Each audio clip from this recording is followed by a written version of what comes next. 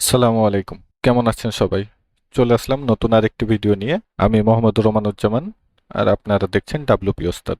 আজকে আমি আপনাদেরকে দেখাবো এলিমেন্টর দিয়ে খুব সহজে আমরা কিভাবে ডাবল হেডার বানাতে পারি। ডাবল হেডারটি কেমন হবে আমরা যদি একটু ডেমো দেখি। তো ধরেন আমি আমার ব্রাউজারে যাই, আমার পোর্টফোলিওটি যদি ওপেন করি, আপনারা যারা আমার পোর্টফোলিওতে আসছেন তারা দেখবেন, ধরেন এখানে আমার একটা হেডার আছে অলরেডি, ঠিক আছে। এখন আমি যদি এটা সামান্য স্ক্রোল করি, দেখেন আরেকটা হেডার আপনার ওপর থেকে কিন্তু স্লাইড করে নিচে নামছে। এটা আমার ফুল উইতে আছে হেডারটা। আর এই যে এই হেডারটা দেখেন এখানে কিন্তু বক্স মোডে ভিতরে আছে এবং রাউন্ডেড হয়ে আছে, হ্যাঁ। এবং যখনই আমি স্ক্রোল করতেছি তখন এটা আমার আরেকটা হেডার ওপর থেকে আসছে, ঠিক আছে। তো এইভাবে আপনারা সুন্দর সুন্দর হেডার বানাতে পারবেন। জাস্ট এগুলোকে কাস্টমাইজ করে সুন্দর সুন্দরভাবে বানাতে পারবেন। আমি আজকে আপনাদেরকে একটি ডিজাইন করে দেখাবো। জাস্ট সামান্য কিছু কোড লিখতে হবে। কোডগুলো আমি আপনাদেরকে দিয়ে দেব, কোডগুলো আপনারা আমার ডেসক্রিপশনে পেয়ে যাবেন। তো আপনাদেরকে লেখার প্রয়োজন নাই, আপনারা জাস্ট সেখান থেকে কপি করবেন এবং আপনাদের ওয়েবসাইটে ইউজ করবেন। তো ভিডিও শুরু করার আগে বরাবরের মতো আপনাদের কাছে আমার একটু রিকোয়েস্ট, আপনারা যদি আমার চ্যানেলে নতুন হয়ে থাকেন এবং আমার চ্যানেলটি যদি এখনো সাবস্ক্রাইব করে না থাকেন, আমার চ্যানেলটি অবশ্যই সাবস্ক্রাইব করবেন এবং পাশে থাকা বেল আইকনটি অন করে দেবেন। এবং আমার ভিডিওগুলো যদি ভালো লাগে অবশ্যই একটি লাইক এবং একটি কমেন্ট করবেন। তো চলুন শুরু করা যাক। তো কাজটি করার জন্য আমরা আমাদের ড্যাশবোর্ডে চলে আসছি।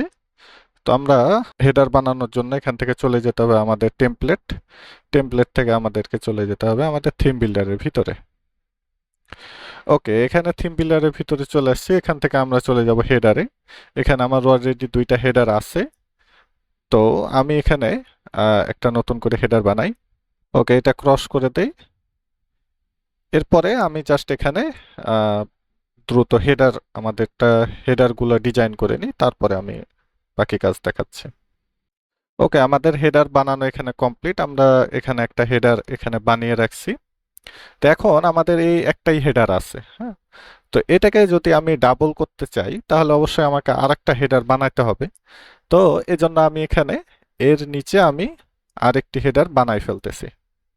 ওকে, এখানে দেখেন আমরা হচ্ছে দুইটা হেডার বানাইছি। এইটা আমার প্রথমটা আমার প্রথমে শো হবে এবং এই যে দ্বিতীয় যেটা আছে এটা আমি যখন স্ক্রোল করব তখন এটা শো হবে।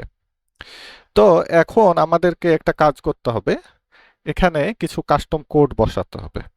তো কোডগুলা কোথায় পাবেন? প্রথমেই বলেছি কোডগুলো আমার ডেসক্রিপশনে পেয়ে যাবেন, আপনাদেরকে কোড লেখার প্রয়োজন নাই, আপনারা ভয় পাবেন না। তো কোডগুলা বসানোর জন্য এখানে আমরা সার্চ করব HTML। এই যে HTML নামে একটা উইজেট আছে, এইটা আমরা নিয়ে এসে আহ, আমরা আলাদা একটা কন্টেনারে আমরা এটাকে বসাই দিলাম। এখানে আলাদা একটা কন্টেনার নিয়ে এটাকে বসাই দিলাম এবং এই কন্টেনারটার আমরা প্যাডিংটা উঠাই দেবো, না হলে এই প্যাডিংটা কিন্তু ডিফল্ট ভাবে কিন্তু শো করবে, এখানে একটা গ্যাপ শো করবে। সো এরপরে আমরা এর ভিতরে আমাদের যে কোডগুলো আছিল সেই কোডগুলো আমরা এখানে বসাই দেবো। ওকে, আমাদের কোডগুলো বসানো হয়ে গেছে। এখন যদি আমরা এটা পাবলিশ দেই এবং এখানে কন্ডিশনটা আমরা এন্টায়ার সাইট রাখি, দিয়ে আমরা যদি সেভ দেই, পাবলিশ দেওয়ার পরে এখন যদি আমরা আহ, আহ, যে কোনো একটা পেজ ভিউ করি, এই যে দেখেন এখানে আমাদের দুইটা হেডিং এ কিন্তু শো করতেছে এবং স্ক্রল করলে দুইটা হেডিং এ কিন্তু চলে যাচ্ছে, কিন্তু আমরা কোড বসিয়েছি এরপরও কাজ করতেছে না। তো এটি কাজ করানোর জন্য আমাদেরকে একটা আইডি বসাতে হবে, ঠিক আছে। আইডিটা কোথায় পাবেন? আইডিটাও আমি আমার ডেসক্রিপশনে দেয়া থাকবে কোডের সাথে।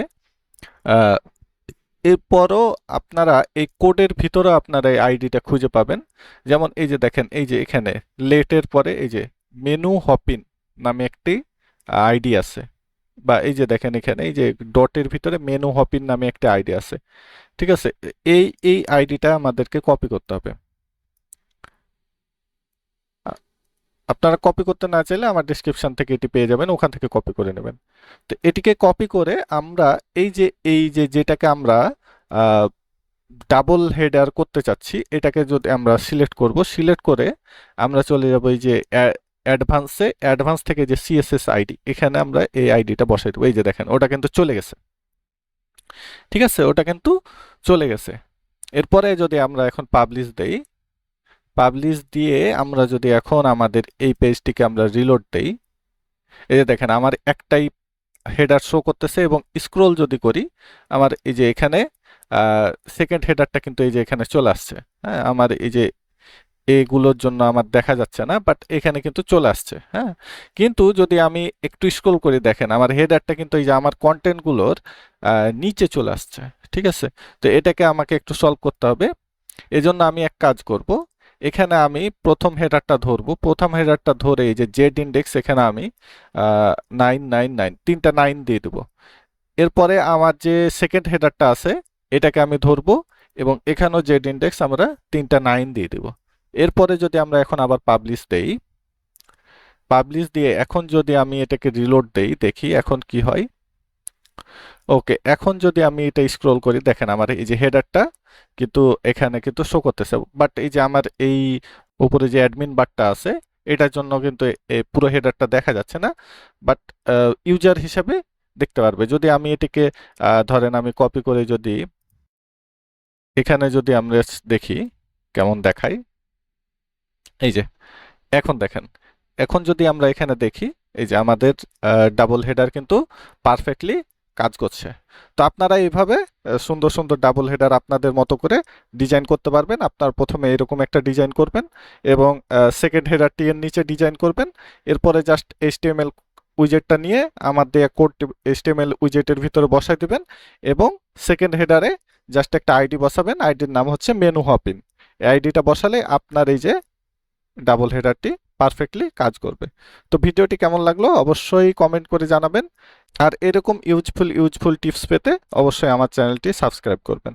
ধন্যবাদ সবাইকে। আসসালামু আলাইকুম।